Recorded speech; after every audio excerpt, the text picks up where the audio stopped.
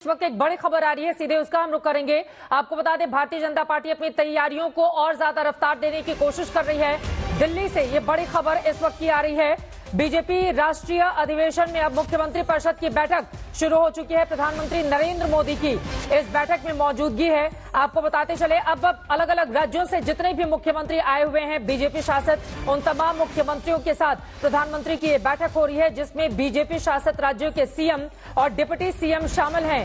BJP मुख्यमंत्री परिषद की बैठक में पीएम मोदी मौजूद हैं। इसके ठीक पहले आपको बताते चले, 1 घंटे से ज्यादा का भाषण प्रधानमंत्री की ओर से दिया गया और जबरदस्त तरीके से एक तरफ अपनी उपलब्धियां गिनाई गई तो दूसरी तरफ विपक्षियों पर प्रहार किया गया। हिमांशु मिश्रा हमारे संवाददाता जुड़ चुके हैं ज्यादा जानकारी के साथ। हिमांशु, एजेंडा क्या है मुख्यमंत्री परिषद की इस बैठक का प्रधानमंत्री की जिसमें मौजूदगी है? देखिए, बिल्कुल एजेंडा बिल्कुल चित्र साफ है। एजेंडा ये है कि जो प्रधानमंत्री नरेंद्र मोदी की जो गवर्नमेंट है, सरकार है, उसकी गरीब कल्याण योजनाओं का क्या फीडबैक है और उसको कितना जमीन पे उतारा गया है, उसकी पूरा एक रिपोर्ट जो है वो तैयार की जाती है हर स्टेट की, और उनके साथ ये तालमेल किया जाता है। जो किसी भी राज्य की अच्छी स्कीम है तो बीजेपी शासित राज्यों के अंदर जो है उन स्कीमों को अन्य राज्यों में भी जो है लागू कराया जाए, उनका इम्प्लीमेंटेशन जो है ग्रास रूट तक पहुंचे, जिससे ज्यादा से ज्यादा फायदा जो है पंक्ति के अंतिम व्यक्ति तक पहुंचना चाहिए। और यही कारण है कि भारतीय जनता पार्टी में, क्योंकि 2023 के अंदर 3 राज्यों के अंदर नई सरकार बनी है और वहां नए मुख्यमंत्री हैं, तो ऐसे में जो है कहीं ना कहीं ये संदेश प्रधानमंत्री की तरफ से दिया जाएगा, जो योजनाएं कंटिन्यू की जा सकती हैं पुरानी सरकार की, और अच्छी योजनाएं जो है उसको जो है किस तरीके से जो है आगे लागू किया जाए और कैसे जमीन पर उतारा जाए, इसको लेकर पूरी की पूरी एक मंथन जो है फिर से किया जाएगा। और ये समय समय पर इस तरीके की बैठक जो है मुख्यमंत्री और प्रधानमंत्री के बीच में होती रहती है, क्योंकि प्रधानमंत्री ये चाहते हैं कि जो सेंट्रल गवर्नमेंट की स्कीम्स है उसका जमीन पर पहुंचाने का काम जो है वो राज्य सरकारें करें, और साथ में जहां बीजेपी शासित सरकारें हैं उसमें बीजेपी का जो संगठन है वो साथ लगे और योजनाओं को जो है वो ग्रास रूट तक पहुंचाए, यानी कि पंक्ति के अंतिम व्यक्ति तक जो है वो पहुंचाने का काम जो है वो सरकार, राज्य सरकार का और प्रदेश के संगठन का होता है। और बार बार डबल इंजन की सरकार की बात प्रधानमंत्री की ओर से की जाती है। राज्यों की यह जिम्मेदारी है कि वो उनके कामकाज को जन जन तक लेकर जाए। इस वजह से मंत्रिपरिषद की ये बैठक जो हिमांशु मिश्रा जानकारी दे रहे थे, शुक्रिया फिलहाल के लिए। आगे भी जानकारी हिमांशु आपसे हम लेते रहेंगे। भारत मंडपम में ये बैठक शुरू हो गई है। अनुराग भदौरिया जी, आपके पास आते हुए उसके बाद बाकी मेहमानों के पास जाएंगे। अब जरा इनकी तैयारी देख लीजिए, दूसरी तरफ आप लोग अपने इंडिया गठबंधन की तैयारी देख लीजिए। थोड़ा सा व्यवहारिकता में अगर हम आएंगे अनुराग भदौरिया जी, तो सिर्फ कविता सुना लेने मात्र से जीत कैसे सुनिश्चित कर लेंगे आप? अभी सीटों का बंटवारा तय नहीं हो पाया है। जयंत चौधरी बीजेपी में शामिल हो जाते हैं, उधर एनडीए का हिस्सा बन जाते हैं, दूसरी तरफ तमाम दूसरे दल, और आप बोल रहे हैं कि कांग्रेस पार्टी के तमाम, अशोक चौहान का आप नाम ले रहे थे, एक हफ्ते में अगर कमलनाथ भी आ जाते हैं तो 2-2 सीएम हो जाएंगे, जो एक हफ्ते में कांग्रेस पार्टी छोड़कर यहां पर बीजेपी का दामन थाम लेंगे। अनुराग जी, व्यवहारिकता क्या है आप लोगों की? तो आप ये, हाँ, तो आप सोचिए, मुझे बोलने दीजिएगा कृपया। तो आप सोचिए भारतीय जनता पार्टी की हालत क्या होगी जब सारे विपक्ष के नेता भारतीय जनता पार्टी में आ जाएंगे। तो भारतीय जनता पार्टी के नेता तो खत्म हो जाएंगे, तो विपक्ष तो भारतीय जनता पार्टी हो गई। माने आप सारे के सारे नेता तो भारतीय जनता पार्टी वाले जो घूम रहे नेता, इनका क्या होगा? हम तो आपके सामने डिबेट करते मिलेंगे, लेकिन यहां से जो दूसरे लोग गायब हो जाएंगे, उनकी जगह कोई दूसरा बैठ जाएगा, फिर कैसा होगा? तो कहते हैं ना, हम तो हैं जैसे तैसे, जनता है मेरे साथ। इनका क्या होगा जनाबे आली? ये लोग कहां जाएंगे? इनका तो सब ये तो गायब ही हो जाएंगे। हमारे ही लोग, विपक्ष के लोग जाके वहां बैठ जाएंगे, तो बीजेपी तो विपक्ष की पार्टी हो जाएगी ना। फिर तो समझिए आप, इसकी गंभीरता को सोचिए आप कि भारतीय जनता पार्टी के साथ क्या होने जा रहा है कि भारतीय जनता पार्टी विपक्ष में हो जाएगी, फिर भारतीय जनता पार्टी खत्म, फिर कुछ दिन बाद इनके नेता बीजेपी के तो खत्म हो जाएंगे, फिर यही नेता वापस भारतीय जनता पार्टी बन जाएंगे। सोचो आप क्या होगा इनका, आप अंदाजा लगा सकती हैं। तो विपक्ष युक्त बीजेपी लीग है भारतीय जनता गौरव भाटिया जी हो रही है, हाँ, वो आपकी चिंता कर रहे हैं कि आप लोगों का क्या होगा भविष्य। गौरव भाटिया जी, देखिए, जनाबे आली वो है जो अली अली करते थे। आज जनाबे आली कहा तो ये बॉलीवुड की बात कर रहे थे। मैं भी इनको बता दूं, हम जहां खड़े हो जाते हैं ना, लाइन वहीं से शुरू हो जाती है। और समाजवादी पार्टी का हश्र क्या हुआ है आप देखिए। किसी जमाने में 39 सीटें होती थी लोकसभा में, चित्रा जी आज 3 सीटों पे सिमट गई और पीडीए चिल्लाते रहते हैं। अब तो अंदरूनी कलेश शुरू हो गया है। लोग कह रहे हैं पिछड़े समाज के लिए कार्य किया तो मोदी जी ने किया। आपने तो पीडीए में आलोक रंजन और जया बच्चन को रखा, तो आपको पिछड़े समाज की भी चिंता नहीं। अल्पसंख्यक के नाम पे आप जालीदार टोपी का केवल और केवल पक्ष रखते हैं, और दलित की तो आप बात ना करिए। दूसरी बात, हमारे पास नेता है, इनके नेता क्या कर रहे हैं बताइए। उनको अभी ये भी नहीं पता है कि चुनाव लड़ना कैसे है। कल तक ये लोग कह रहे थे आरएलडी जयंत चौधरी जी इनके साथ हैं, लेकिन इनके साथ तो रहे नहीं। विचारधारा हमारी तो मजबूत है।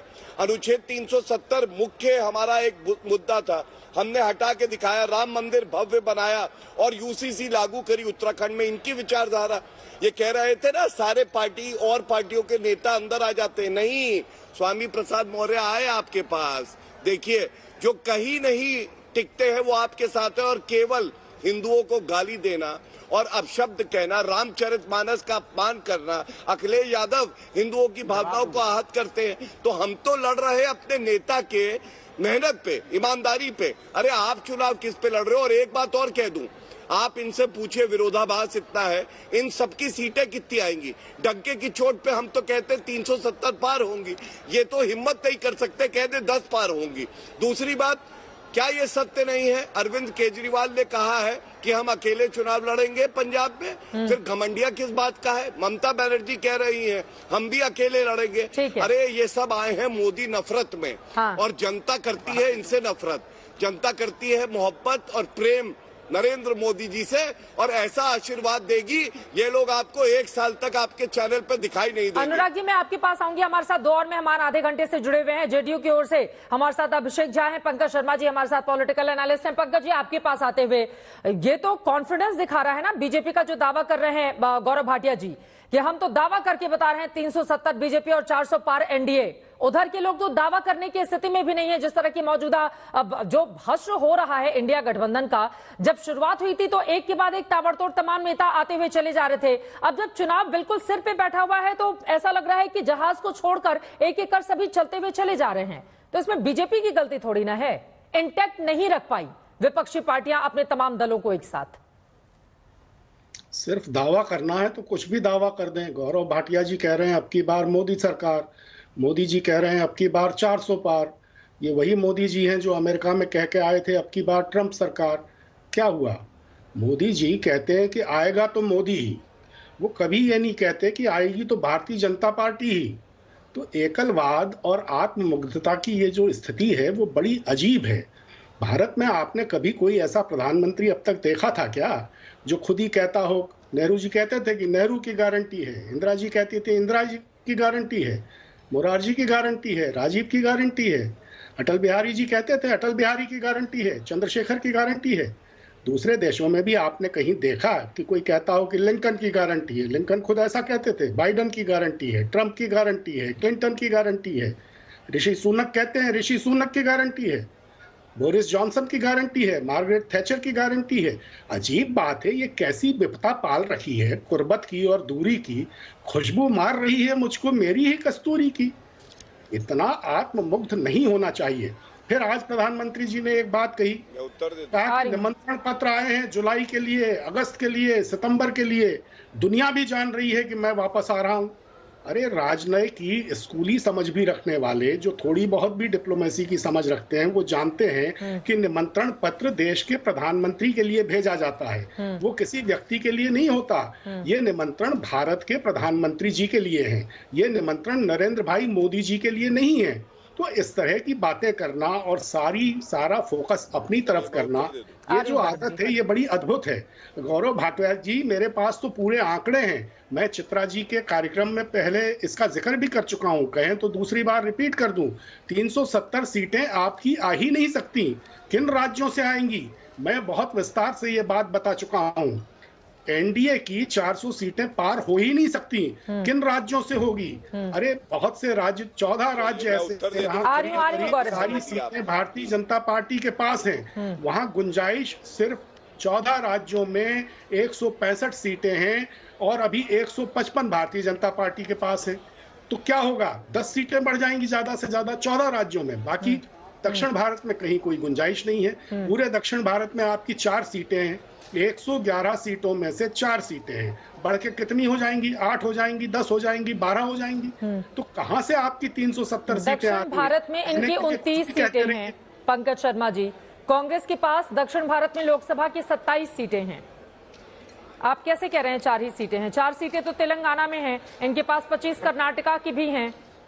दक्षिण भारत ही तो है। हाँ, अभी है, अभी की बात कर रहे हैं। आ जाओ गौरव भाटिया जी। 4 राज्यों में, हाँ, मैंने कहा दक्षिण भारत के 4 राज्यों में सिर्फ 4 सीटें हैं। एक कर्नाटक को छोड़ दीजिए आप। उन 4 राज्यों में जो सीटें हैं उनमें से कितनी सीटें बढ़ जाएंगी? तो ये बात भी सच है ना कि वहां पर क्षेत्रीय दल ज्यादा हावी हैं, लेकिन क्योंकि अगर आंध्र प्रदेश में देखेंगे जगन मोहन रेड्डी की पार्टी ने 25 में से 22 सीटें जीती थी। कई ऐसे सवाल है। गौरव भाटिया जी बोल रहे हैं, उसके बाद अभिषेक झा जी मैं आ रही हूँ आपके पास। गौरव जी, उनके सवालों का जवाब दीजिए।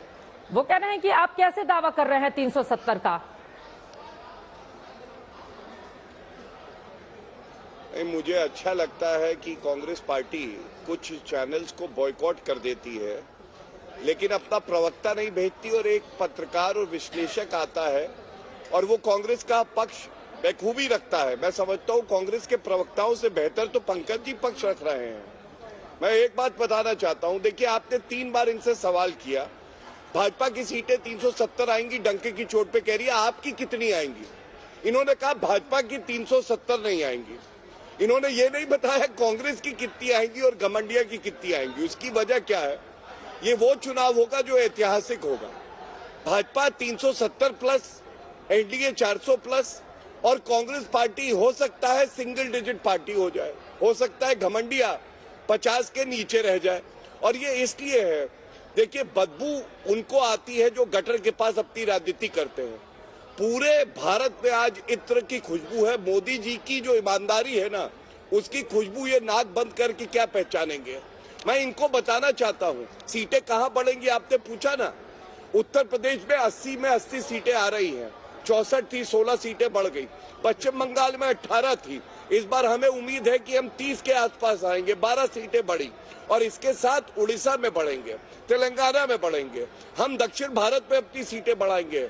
और ये तब है जब हमारी राजस्थान, गुजरात, मध्य प्रदेश, उत्तर प्रदेश, बिहार, ये ऐसे प्रदेश है जहां करीब करीब 95 से 100% सीटें हमारी आई हैं। अनुराग जी हंस रहे हैं आपकी बातों पर। बड़ी बात नहीं है, 10 साल तक प्रधानमंत्री रहे हैं, हाँ। और 10 साल बाद उनके दामन पे कोई एक दाग नहीं लगा सकता है, हाँ। ये ईमानदारी की पराकाष्ठा है। और तीसरी बार पुनः प्रधानमंत्री बनेंगे। चर्चा का विषय ये है, चर्चा का विषय ये नहीं है कि एंटी इनकम्बेंसी है। अनुराग जी, पंकज जी मैं आ रही हूँ आपके पास। होती है शख्सियत, कक्कड़ जी आपके पास। अभिषेक झा बहुत देर से हमारे साथ जुड़े हुए हैं, एक भी टिप्पणी उनकी नहीं हो पाई है।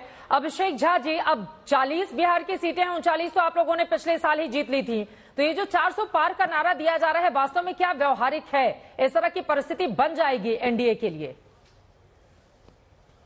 पहले तो बहुत आभार, धन्यवाद आपका चित्रा जी कि आपने मुझे बोलने का मौका दिया। मैं बहुत पेशेंटली सबकी बातों को सुनता हूँ। उम्मीद करता हूँ कि शायद मुझे भी अपनी बात रखने का मौका इस मंच पे मिलेगा।